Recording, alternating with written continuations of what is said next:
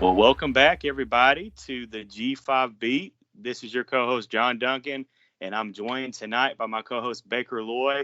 Now, unfortunately, our other co host, Josh Jones, is out tonight. And I believe, Baker, that Josh was just so upset that, Alabama let Mercer get 14 points on him that he had to take the week off. So, unfortunately, it's just us two tonight. But, Baker, how you doing tonight, man? All right, man. First of all, I'm just going to go ahead and throw this out there for all of y'all wondering. Josh isn't here, so we can rip on him, rip on Alabama as much as we want to tonight. So go ahead and get ready for it. Me personally, I'll be honest. Hey, I'm here, but I'm not doing great either. My Mountaineers, we uh, Oh. we came up just a little short the other night, but hey, fun weekend. Yes, and well, Josh won't be listening, so we can definitely rip on Alabama a good bit tonight. But unfortunately, my Blazers fell just a tad short down in Athens against Georgia. Just a tad short, so not doing too well either. But we'll be all right. Um, Baker is actually helping us start a new segment that we want to incorporate every week into the G5 beat, and that is our G5 headline of the week. And Baker, I'll throw it over to you, buddy, to go ahead and give us your headline. Yeah, so guys, I think we normally give like what our projected headlines are coming out of our show. So we said, well, listen, we need to start focusing back and just saying what the headline really is from the prior weekend. So I took a look at it, and for me, it's basically just saying almost, just a little short because I mean Toledo, that's the number one thing right there. Like Notre Dame, you had them on the ropes. You had them on the Man, ropes.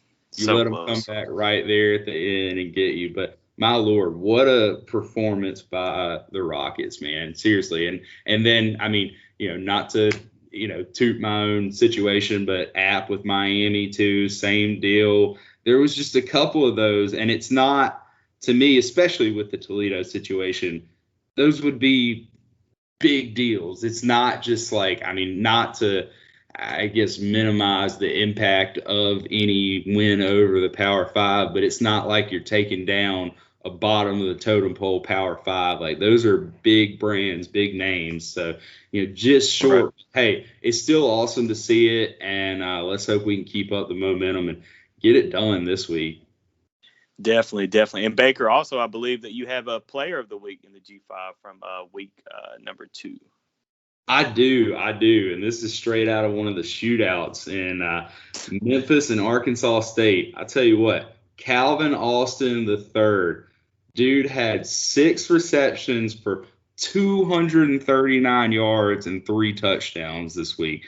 When's the last time you've seen a guy go for 239 yards in a game?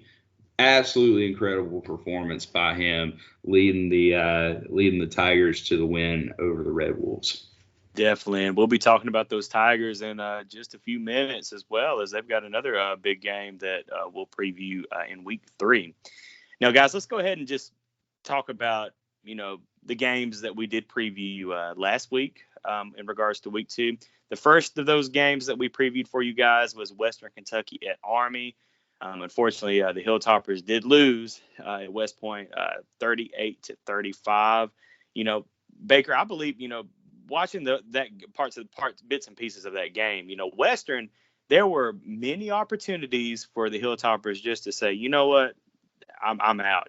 They could have pulled a Middle Tennessee, what they did last year at Army, and just say, you know what, forget this. I'm tired of getting cut block. I can't take it anymore. But those Hilltoppers, man, they hung in there and nearly pulled out a win in Army. But unfortunately did lose by 3 points. But I liked what I saw out of Western Kentucky. That a very gritty effort. And I'm still liking Zappy and all those Houston Baptist transfers for Western Kentucky. So, they did lose, but I did like what I saw out of Western Kentucky, and they did cover the spread too. So good for them. Dude, shout out to Bailey Zappi though. Like you said, Yeah, the guy went for 435 again passing. My lord. I mean, he's tearing it up. So good to see for Western there. definitely. And the next game that we previewed was Memphis at Arkansas State, and those Tigers, as Baker just mentioned, got the win 55-50 down in Jonesboro. That score really wasn't as close as that final score was. Memphis was actually leading late in the third by 18 points, and Arkansas State did score a couple touchdowns in the fourth quarter to make it appear a little close. But hey, I still like what Butch Jones is doing down in Arkansas State. I think he does have that team going in the right direction. So we'll see. I believe, they've got some other good games coming up. I think they've got Tulsa coming up too. So we'll get to see what the Red Wolves do. But, just good for Memphis, and we're going to definitely hit on Memphis in just a few seconds, previewing their game this week when they take on the Mississippi State Bulldogs out of the SEC. And if you see paint randomly smeared over the Memphis campus, just remember somebody went to Home Depot and finally got another paint bucket for the Battle of the Paint Bucket there. So that's right. Yeah, I forgot about that. Well, Baker, I'll let you talk about this a lot more because you were at this game. App so close, losing at Miami 25-23. I called you. I talked to you a little bit after the game. And we talked about the cat falling from the upper deck, and you said that y'all didn't even notice that during the game, but you saw it was all over Twitter and stuff. But the actual game, man, I just felt like App they lost that game. I don't think Miami won. I mean, obviously they won the game, but App so close, dude. They really should have won that game. And I know it. I'm sure you still had a great time, but just tell us what you saw being down there. Yeah, I mean, we kicked ourselves in the foot one too many times. It's just That's what it comes back to. You've got the bad snap that led to the safety there, snapping it over the punter's head into the end zone. I mean, we had the 2-point conversion where I believe there was like a fumble on the exchange there, couple of honestly just drop passes that could have led to touchdowns, and just a few things there. We left points on the board. But I'll say this, like, it was cool to look back on it and realize, and this is something I heard someone else mention, but I agreed with it. It's cool to look back on it and say, we didn't just rely on a few fluke plays there to score points. Like, right, moved the ball all night on Miami, and their defense held up with Miami's offense as well. Like, it wasn't like, it was just a really sloppy game. Like, we were out there playing ball and matching them pound for pound, which was a cool thing to see, but unfortunately just a little short. Yeah. Well, the last game that we previewed, this game wasn't a close game, but it was North Texas and SMU. SMU got the win over North Texas 35-12. Now, that score is a little deceiving as well. North Texas really kept that game close going into the fourth quarter, and then SMU just got a couple touchdowns in the fourth quarter to kind of pull away and win by 23 and cover the spread. But honestly, and I'm scouting North Texas this week because UAB plays North Texas this week, and I got to rewatch that whole game, and I've got to say though, even though SMU got 35 points, I did like what I saw out of the North Texas defense. They played SMU and Mordecai really well for about 3 quarters, but that fourth quarter they just kind of just let SMU kind of pull ahead and win. But definitely good for SMU and getting that win over another Texas team, over North Texas, 35-12. And quick thing too on North Texas, good on Jace Reuter there for really getting some yards racked up this past week. I know he threw a couple of picks, but it's still a little bit of an improvement over what he was doing a couple of weeks before there. And also, they had what's his name?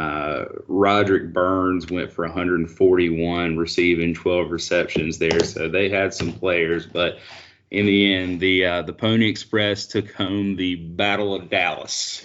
That's right. Well, we did have 2 hashtag G5 over P5 wins this in week 2. I wouldn't call this upset, but Coastal Carolina beat Kansas again. I feel like for the 15th time, 49-22 at home over the Jayhawks. and San Diego State getting the win over Arizona, a dominating win, 38-14 over the Arizona Wildcats. So good for both of those teams. And as Baker mentioned earlier, there were a couple close calls. Toledo lost within the last minute, 32-29 to Notre Dame. East Carolina lost a heartbreaker to South Carolina, giving up that double-digit lead and letting South Carolina kick a field goal to win it. I believe it was 20-17. But App State losing, very close game to Miami. So we've got a bunch of G5 teams that are playing really good ball right now, and just so close to taking down one of those P5 teams. So shout out to the whole G5 on the whole, looking good. But with that, we'll go ahead and transition into our week 3 games that we're going to preview for you guys today.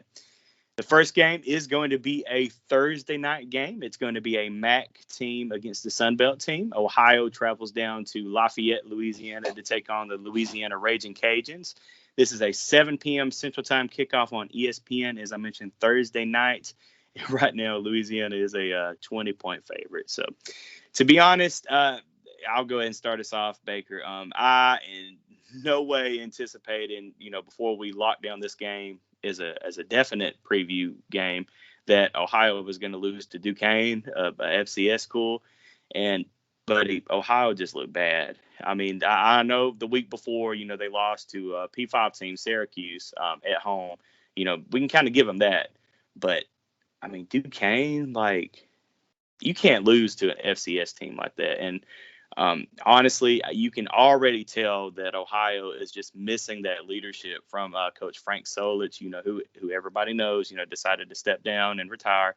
But man, just a bad loss for the MAC and for the Ohio Bobcats. And they're going to need to play a hell of a lot better to even have a chance in this ballgame. And that spread of 20 points, honestly, just reflects that. Everybody is expecting Louisiana to just run away with this game. And honestly, I think they will. Now, when you look at the Louisiana side, though, I mean, they beat their FCS opponent, but they kind of struggled a little bit with Nicholls State. And, it seems it's so weird, Baker. And I'll definitely let you expound upon this, knowing that you see them every year in the Sun Belt against App. But it seems that Louisiana is having problems running the ball. And, definitely, again, you've got to be able to establish the run against an FCS team like Nicholls. But even going back to the Texas game, I feel like they, weren't able to establish the run. But, I mean, I get that's another beast, with it being Texas, being a P5 opponent. But I don't know, man. That running game is kind of concerning right now for the Raging Cajuns. Man, where to start? I mean, yeah, you hit some spots. There's no doubt. You dove right on deep into it. So I guess I'll start with Ohio just like you did. Yeah. Question number 1, and listen, call me crazy, and I don't think it's going to happen right now or anything of that means, but Ohio is a proud program. They've been very good for a long time because of Solich. Right. What's the reaction going to be if Tim Albin starts off 0-3? I mean, and guess what? It doesn't get a lot easier next week when, Northwestern comes calling from the Big Ten. Mm-hmm. I mean, you're looking at a 0-4 start going into MAC play, and based off of that, your expectations aren't high for what you're going to see in MAC play. So you've dealt with this, consistency of being a really good team for a long time under Solich, and now your fan base has got to sit through this. That's not going to settle well. And my question to you is, how much of a leash do you think they're going to give Tim Albin? Because they don't want to turn into what, I mean, for lack of a better way to say it, you've seen Akron, you've seen Bowling Green both have some really bad years over the past few years, and they don't want to be the next one at Ohio. So how much of a leash does he get? Oh, no. If he loses this game and goes to 0-3, I mean, he could pretty much forget ever having, a real shot at having that head coaching job. Because I believe, correct me if I'm wrong, but he is still just the interim head coach, correct? Like, he doesn't have an official he's going to be our head coach for the next 4 years, like contract. Do you know that? I thought that they did turn it into a full contract. Maybe they did. Let me look. All right. Yeah. Well, hold on. This says Tim Albin promoted to head coach following Frank Solich's retirement. So I don't know. I'm just looking up articles here with that. I don't know. I mean, you Ohio folks probably know more than us. Listen, we're just a couple of guys that work a 9 to 5, and we love G5 football, but we try to act like we know what we're talking about. But listen, he's in a tough spot. That's for darn sure. You know, he is. Really is, and right? even if he is permanent, like even if he is he is going to be the head coach going for the next couple of years. I mean, you start 0-4, then I mean you've got a super small leash. You know, like and if God forbid you lose to Akron the next week, I mean that's definitely like, hey, you've got to go now. But I mean, it's like what you said, Baker. Ohio is a very powerful program in the MAC. They were consistent year in and year out under Frank Solich, and they, were very, just fundamentally good football team, a well-coached football team. And it's just really shocking to see, just within, I mean, honestly, you don't try to overreact to just the first 2 games of the year. But that being said, you can't lose to Duquesne like that. You really can't. I know they had a shot to get a 2-point conversion to try to force overtime late in the game, but you should never be in that situation if you're Ohio. And hey, he's definitely on a very, very small leash. Now, on the Louisiana side, though, I'm just still not understanding. I mean, I know they lost, Trey Regis and, their other running back from last year. But Louisiana just seems, and I believe you mentioned this in our Sunbelt preview, Baker, a couple months ago, or a month or so ago, that, usually they always have a good running back in that program under Billy Napier. But for some reason, they just can't get that run game established. I was quoted on the Sunbelt preview show. I don't have the exact quote, but I pretty much remember I was quoted along the lines of saying, hey, Louisiana always has good running backs. Their running backs are going to be good. And let's be honest, if they don't, they got about 5 more where that came from waiting down on the bayou. And it might be time to go hunting, boys, because you're not there right now. And I don't know what's going on there, because you got a big offensive line. You've got a very good quarterback who's a dual threat. He's very accurate in the pass game. So you would think the run would be open. But right now, it's just not there. And here's what I'm going to say, and I hate to say this. I always hate to say this. I do think it's going to get better. I'm thinking that it could possibly be a little bit of a hangover of the Texas game that they dealt with this past week in that Nicholls game. Yeah. Texas was a tough game. Maybe they were disappointed. They came back out against Nicholls expecting to run all over them. It didn't happen for whatever reason, because they were still feeling the effects of the Texas game, whether that be during practice. Maybe practice was a little sloppy this week, or maybe just, I don't know, emotionally or during the game, whatever it may be. But I'm going to give them the benefit of the doubt and say that they are going to be able to turn it around. I also don't feel like Ohio has the best defense in the world to stop them necessarily. So maybe this will give them a shot to kind of get dialed in this week. Billy Napier's not going to let that team fall apart. He's too good of a coach. Right. And quite frankly, I think a lot of people going into the year kind of thought this was the year that Billy Napier was more or less looking to move on after this year, because he's got really all of his guys that have been there with him since day one at Louisiana. And I think he kind of wanted to see those guys through. And after that, maybe there was a shot he would move on if the right opportunity came open. Right. And it's going to happen at this pace if he keeps playing like they are right now. But, no. Yeah, we'll see. And real quick, Baker, I did find out that Tim Albin, he does have a 4-year contract that he actually is making more than Frank Solich was. He has a base salary of $535,000, but he does have a 4-year deal. So we'll have to see how that applies to everything. Now, granted, like we said earlier, if he starts losing, if he loses more games, then that leash is going to be very, very tight, and they might decide to make a change and go in a different direction for that program. But basically, for this game, Baker, I don't know if you're feeling like how I am, but I like Louisiana to roll big in this game. I like them to not easily, but cover that 20-point spread, maybe win by 24 to 28 points. How do you see this game going down? I'm afraid to put it at that large of a spread. I could easily see it happening. Mm-hmm. It should happen based off of the talent Louisiana has on the field. But right now, I'm just going to say they win by at least 2 touchdowns. Okay. I think be a little more hesitant to go over the 20 plus type of line there. But yeah, I think they'll win pretty handily. Yeah, I just think that this is another chance for Billy Napier to make another statement game for this Louisiana program on national television, national spotlight on ESPN. They had that chance, on Fox against Texas, but we all know how that ended. But this is just look for this to be a big statement for the Raging Cajuns and Billy Napier on Thursday night against Ohio. Let me ask you one more question before we move on to. Yeah. Just curious what your thoughts are on this. Louisiana started the season ranked, obviously lost to Texas, had a poor performance to Nicholls.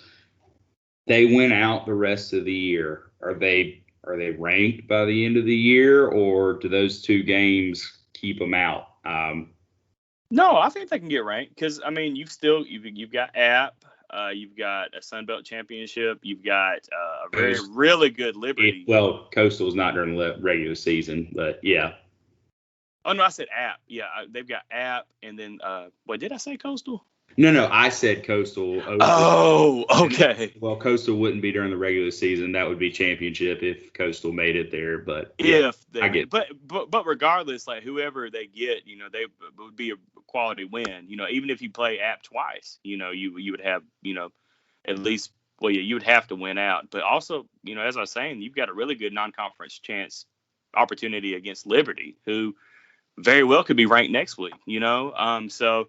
I do think there is a chance, if they win out, to get in that top 25. Do you feel the same, or do you disagree? Yeah, I think it depends on what they do. I think they may need some style points. It depends on what the other teams are doing in front of them, that kind of thing. If App goes out and and they've lost, like maybe they lose to Marshall this week, then maybe lose one more game before Louisiana, that's not going to be as impressive of a win at that point. Maybe they're obviously going to face somebody in the championship game, but say you barely beat Liberty and maybe Liberty's lost a game or 2 by then, they're not necessarily going to be ranked. But I think ideally, I think that there is a chance if they were to win out. I would say that App and Liberty, from what you've seen, should be good enough to do it. Now, Liberty does scare me a little bit because of how they played against Troy, but we don't really know how good Troy is going to be yet. They haven't really had much of a test at this point. So, yeah, there's a chance. Definitely.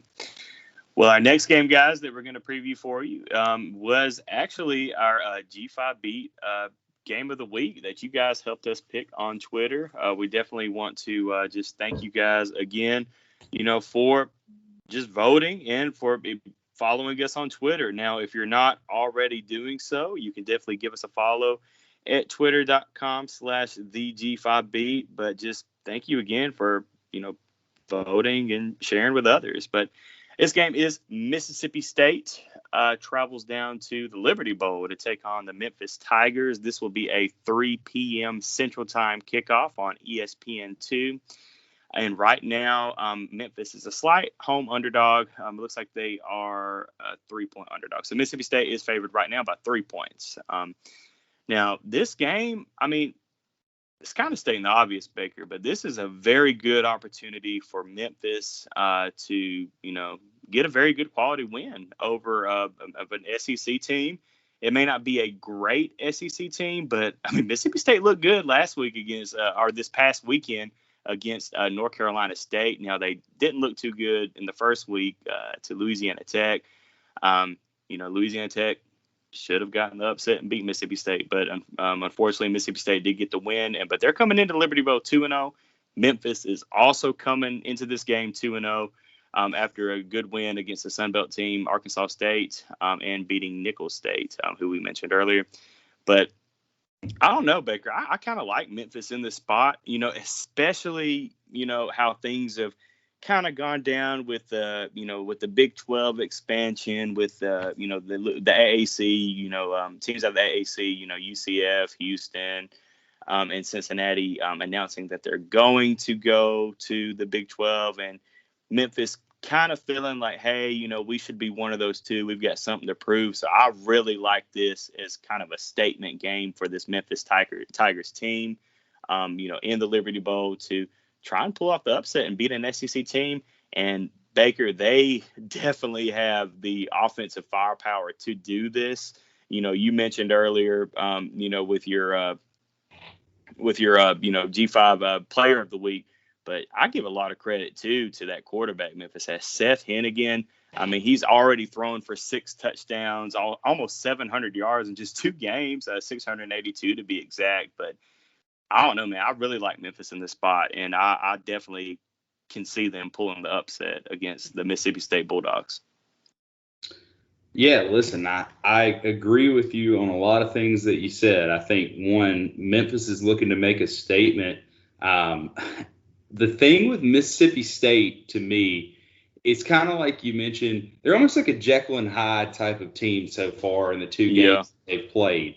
La Tech, when they came out in that first game, they almost lost to Louisiana Tech. And maybe Louisiana Tech is a really solid team, but, it just seemed like Mississippi State blew the game out of the water against NC State this past week. And that's the same NC State team that absolutely torched South Florida in week 1. So right. It's kind of like, who is Mississippi State? How good are they? I don't know. But I'll tell you this, Will Rogers, their quarterback, I'd say he's a fairly upper tier passer at this point from what he's shown.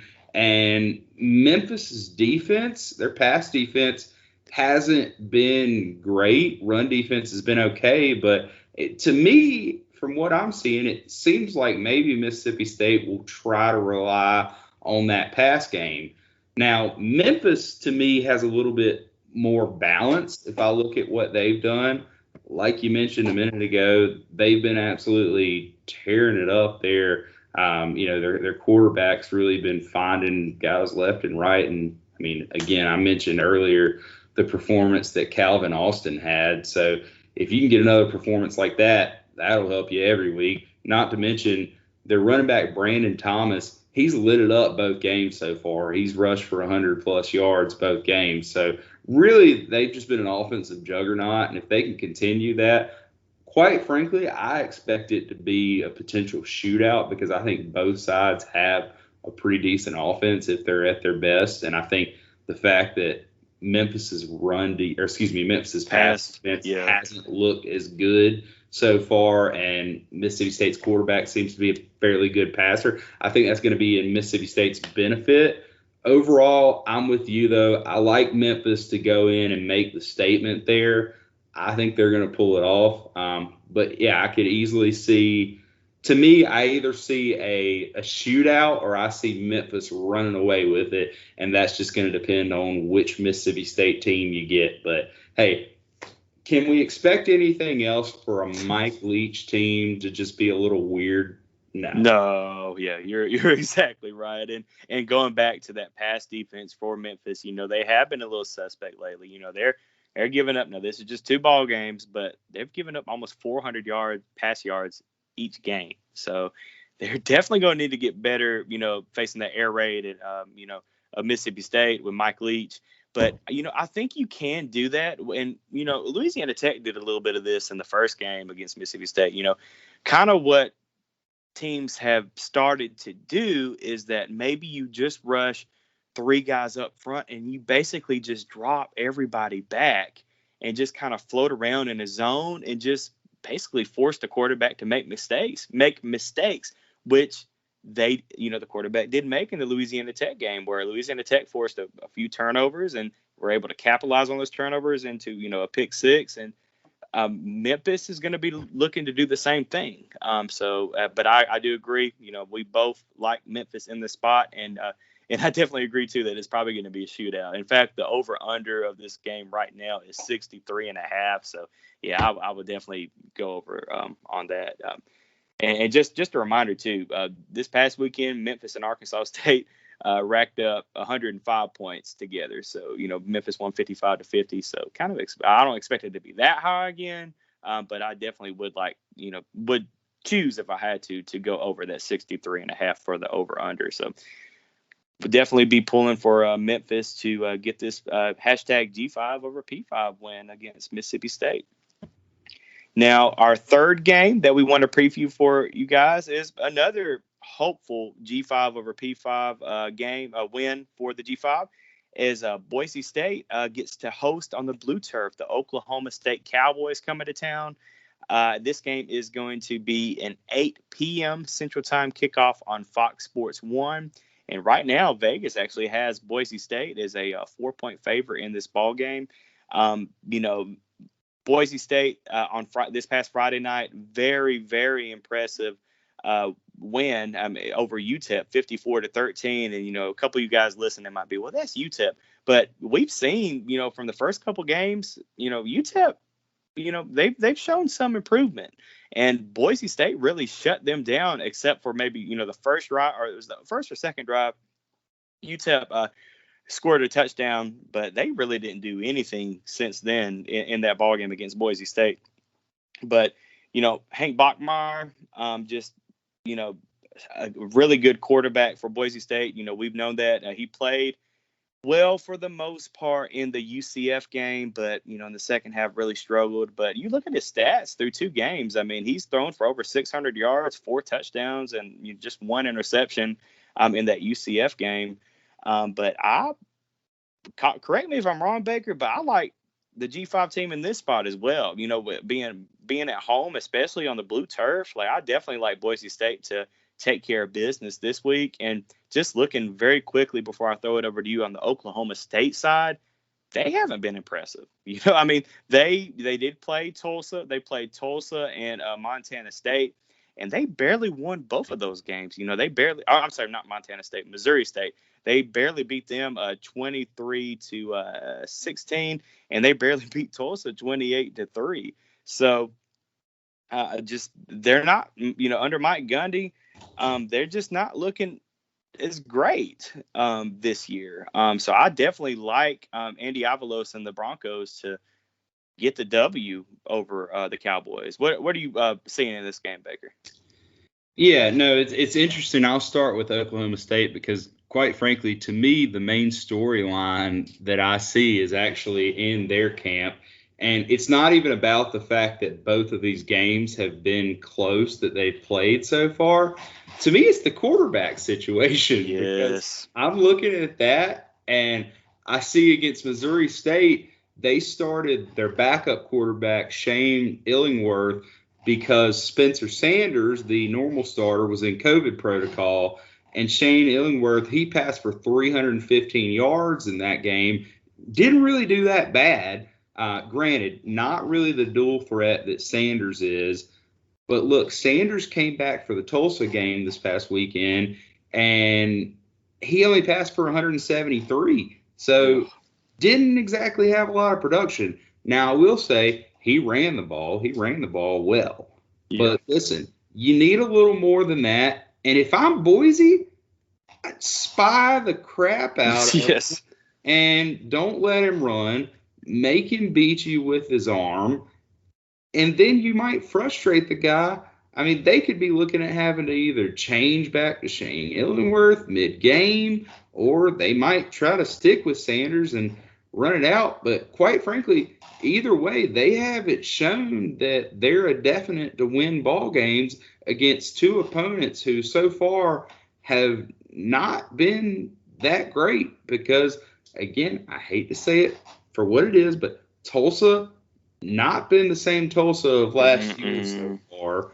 Right. And Oklahoma State obviously was not impressive versus Tulsa this past weekend. So I say really keep an eye out on that quarterback situation and how much Boise can get to them and maybe rattle them there, because that could affect the game big time there. Just taking a look at Boise, though, I will say that you are starting to see some of the effects of the new coaches in play there. I think that they're definitely relying more on throwing the ball around the yard than they are on running on the ground as far as their production that I'm seeing so far. Yeah. Defensively, it's kind of still hard to gauge what their forte is, if they're better at stopping the run, better at stopping the pass. I don't really know. The UTEP game, I think that, they did better against the run at that point, but I think that could have been opponent specific. Yeah. Kind of dating back to when we had our show previewing UTEP in week 0. I think that, that just may be something UTEP's not necessarily as good at, running the ball.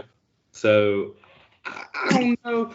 Yeah, I'm not confident with the Cowboys. I kind of, and I said I'm the biggest culprit of this in the preseason. I talked about in our Mountain West preview, I wasn't high on Boise this year, and I still don't know that I am. However, they did pull a lot of weight with me with what they did to UCF here recently, because I thought they were going to get absolutely ran out of the stadium there, but obviously that didn't happen. I feel like Boise's going to take Okie State. I feel good about them. I feel like Oklahoma State is, on ice right now, and they're just not where they need to be. I think it could be a tight one, but again, I like the Broncos, so let's see it get done on the Smurf turf. Definitely, and I see it being a tight game and a very low scoring game, at least compared to the previous game we just talked about.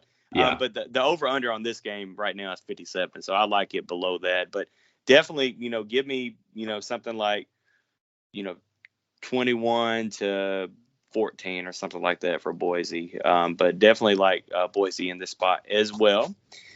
Now, guys, we do have one final game that we're going to preview for you guys, and this is going to be a late game. We just mentioned the Boise game's at 8, but we've got a game after that. Fresno State, the Bulldogs, travel down to Los Angeles to take on the UCLA Bruins. This game will be a 9:45 p.m. Central Time kickoff, and it will be televised on the Pac-12 network. Right now, it does look like UCLA is an 11.5-point favorite over the Fresno State Bulldogs. UCLA coming in real hot. They had an off week this past week, but before that, they really dominated LSU, getting that win 38-27. Really wasn't even that close, to be honest. But in Fresno, on the other side, Fresno's looking really good. Really wish they would have got the win against Oregon, who just beat Ohio State. So, Fresno just looks really good on both sides of the ball. They're coming in this game 2-1, with the only loss being a 7-point loss at Oregon. But I really like Fresno in this spot. I really want to see Jake Haener try to get as close to 100% as he can. He looked good this past weekend against Cal Poly as Fresno got to win 63-10. And Haener was able to throw for 380 yards and 4 touchdowns. So he looked pretty good this past weekend, but he's going to, definitely need to just take care of the ball this Saturday night in LA and hope that, Fresno can get another G5 over P5 game. Now this I am maybe just a slight hesitant on picking Fresno outright in this game. We'll see. Hey, we've got our Sunday morning headlines coming up. And I just might have this game as my headline. So just a little tease there. But Baker, what are you seeing in this last ball game for week 3 between Fresno and UCLA?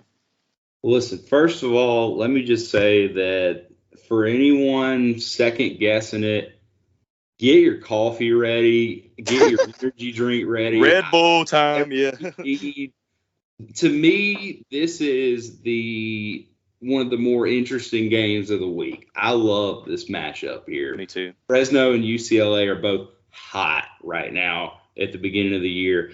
But next thing, let me just reiterate something. John, I want you to repeat something here. What's the spread in this game? 11.5 in favor of UCLA. John, let me ask you a question. Yes. How many points did Fresno lose to Oregon by? 7. 1 touchdown. Who did Oregon beat this week? Ohio State. Who is everyone who loves to, hype up the Power Five says Ohio State is basically like one of the untouchables. They're an Alabama, a Clemson type of thing. So what you're telling me by that spread, are you telling me that UCLA is better than Oregon? No. Not a chance. They're not better than Oregon. Don't give me that. UCLA is good right now. They've got a good quarterback. They're running the ball really well, but they're not better than Oregon. And Fresno's playing out of their mind. Jake Haener, that's one of the guys that I think as the year goes on, you're going to continue to hear more and more about him. He's a stud in the G5. He's an absolute dude. Mm-hmm. Not to mention, this stat kind of threw me just looking back at it. Fresno's won 3 straight in this series, and most recently that was 2018, so it wasn't long ago. Mm-hmm. So Fresno's used to beating the Bruins. Like, it's not something uncommon to them. They're kicking teams' butts right now. I say Jake Haener's going to go in there. He's going to light up UCLA through the air because, to be honest with you, UCLA's pass defense hasn't been very impressive of late. Now, their run defense, they've been shutting them down, but guess what? That's not what Fresno does. Fresno airs the ball out, so let them go in there, do what Jake Haener does, and to me, I personally say they're going to take home the W at the end of the day. I'm big on them, and to me, this is the beginning of what could possibly be, I'm not going to say it is, but what could possibly be a New Year's Six run, which I didn't see going into the season. But you look at them and all roads point to a Fresno-Nevada matchup here. Oh, nice. In Mountain West, and that's going to be a huge clash. Let me tell you what, that's going to be a fun game. And the winner of that could be in control of, I guess, possibly making a run at the New Year's Six game, because I don't think they're going to knock you very much for losing by 7 at Autzen to the Ducks, to Oregon there, after Oregon just knocked off Ohio State pretty handedly in the horseshoe. Oh, there's no doubt, man. And if you guys want to go back and listen to our Mountain West preview that we did before the season start, I was really high on Fresno. I really liked Haener. I'm high on the Bulldogs, and I'm a Baker, man. I think they can go into LA and get the W against the Bruins. I do want to just give you guys something to watch for that.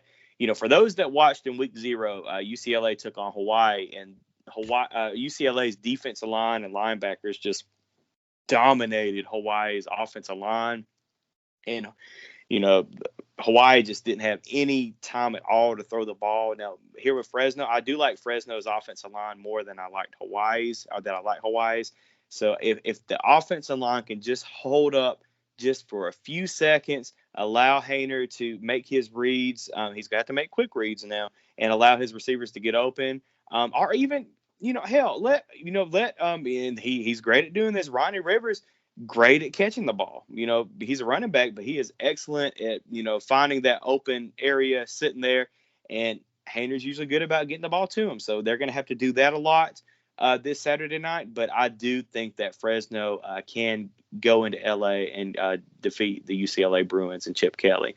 I guess I just gave away my Sunday headline. But definitely, looking forward to staying up late and watching this game, and definitely look forward to maybe I think I have another email I haven't used on my Sling TV. Maybe I could do a free trial and get the Pac-12 network for Saturday night or something like that. But we'll definitely can't wait to see what the Bulldogs look like against UCLA. So looking forward to that matchup for sure. Hey, and for all you Fresno fans, based off of that Hawaii game, you show up and you might have more fans in the stadium than UCLA. Oh, there's no doubt. Yeah, they did not show up at all for that Hawaii game. And real quick, too, I was just thinking, I was in Athens for the UAB Georgia game, unfortunately. But I actually ran into a Fresno State fan. He had a Fresno State polo on and a hat on. I was like, man, that's awesome. But he was talking to me, and he was looking forward to this matchup with UCLA. So just randomly thought about that. Thought that was pretty awesome that Fresno State was at a fan was at a Georgia game. But pretty awesome. What was his connection to that game? Did you ask him? Dude, no, I didn't. Well, I'm going to be honest with you, man. I was kind of pissed off at our performance, UAB's performance against Georgia. So I was trying to get the hell out of there. But he did pull me aside. Yeah, and I said, I think he was surprised that a UAB fan knew a lot about Fresno. But I guess I should have told him about the podcast. But yeah, I was just looking to get the hell out of there. So I didn't. He didn't ask that, and I didn't really ask him any questions either, but thought that was kind of cool. But hell, let's go ahead and go into our Sunday morning headlines. I guess I'll go ahead and give mine since I kind of gave it away, but I do think that the Bulldogs will go into LA and conquer LA and get the W over UCLA. So let's go. Baker, what you got for your Sunday morning headline? Well, for me, it's a little bit larger scale. It's the wild, wild Mountain West, baby. Ooh, yeah. We're talking Nevada 2-0 versus the Power 5 after this weekend. We're talking Fresno taking down UCLA, Boise taking down Oklahoma State. All of them. Yes, I love it. Hashtag G5 over P5, man. Let's keep going and just, hope it's true, man. Hope to see some Mountain West dominate some P5 games this week.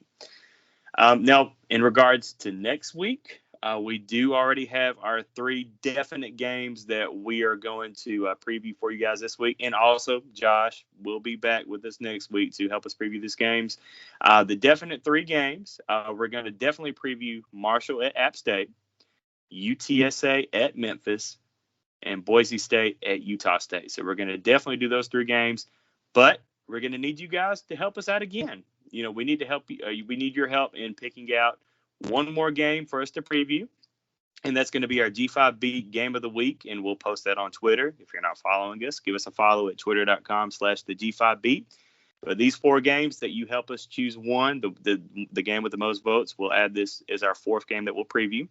But our options are Toledo at Ball State, SMU at TCU, Indiana at Western Kentucky, and UAB at Tulane. So just make sure that Sunday morning around 8:30 Central Time a.m. Look for that poll to be up and cast your vote and just help spread the word. Help us spread the word about the podcast. If you don't do what I didn't do at the game and not tell that Fresno State guy about our awesome podcast, make sure you tell a friend. If you've got a friend that's a Fresno State fan or of another G5 team, let them know about our podcast. Tell them to check us out. We're on Spotify, Apple Podcasts, iHeartRadio, a lot of different platforms. And if you like us, hit that subscribe or follow button. So that way, when we drop our new episode next week, you don't have to worry about going out and finding it. It just comes automatically to your device. But guys, on that note, we're looking forward to an awesome week 3 of G5 football action. And just, can't wait to be back next week with you guys and give a quick recap on what happened in week 3 and get you ready for week 4. But hey, and somebody get in there, please, and somebody take out that UAB Tulane game, the G5 game of the week, because you don't want to hear John going about UAB and me going about the at Marshall game. Lord knows. Oh man, we're looking at a 2.5 hour podcast. No, we won't do that too. Yeah, well, we'll have Josh next week with us to keep us straight and keep us on time. But definitely got Baker. I enjoyed it. And guys, we'll be back next week for some more football. Enjoy watching, guys. Enjoy.